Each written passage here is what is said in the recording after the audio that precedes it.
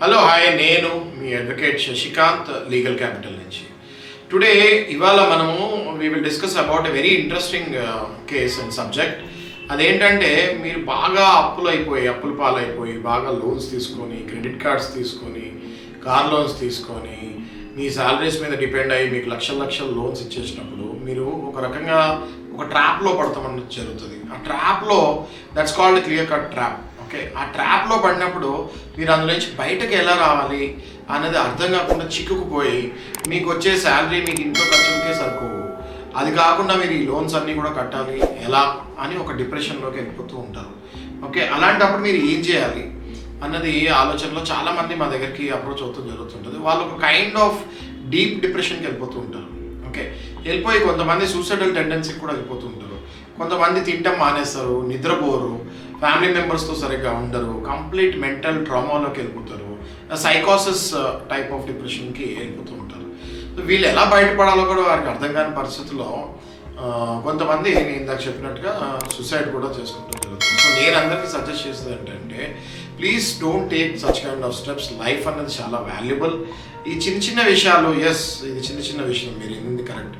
Okay, మీకు ఇది పెద్ద విషయము, బికాస్ మీరు లోన్స్ తీసుకొని ఆ ట్రామాలో ఆ డిప్రెషన్లో ఉంటారు కాబట్టి మీకు అది చాలా పెద్ద విషయం అనిపిస్తుంది.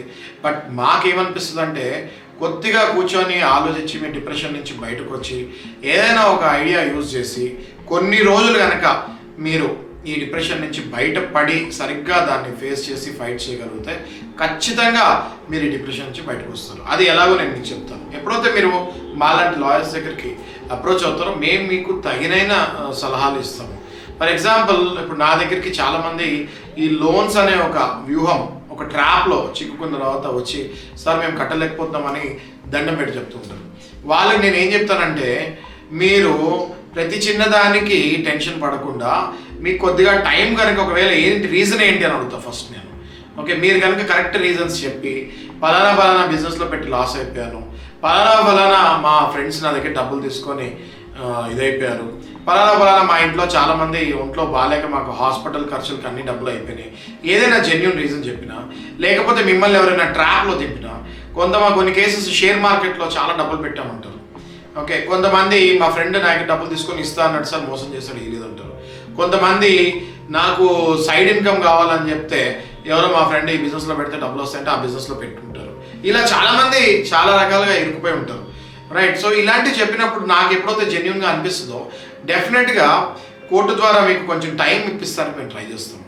ఏ టైం అయితే మీకు ఇప్పిస్తామో ఆ టైంలో మీ టైంని సద్వినియోగించుకొని, ఆ టైంలో ఈ కష్టాల నుంచి, ఈ అప్పుల నుంచి ఎలా బయటపడాలి అన్నది ఒక్కసారి మీరు కూర్చొని ఆలోచించి, ఏదైనా పాత ఆస్తులు గట్రా ఏమైనా ఉంటే అది అమ్మేయచ్చు, లేదా మీరు కొత్తగా ఏదైనా ఆలోచించి ఏదైనా చేసి ఒక 1 year కానీ 1.5 year కానివ్వండి, ఆ లోపు మీరు బౌన్స్ బ్యాక్ ఎలా అవ్వాలా అని ఆలోచించవచ్చు.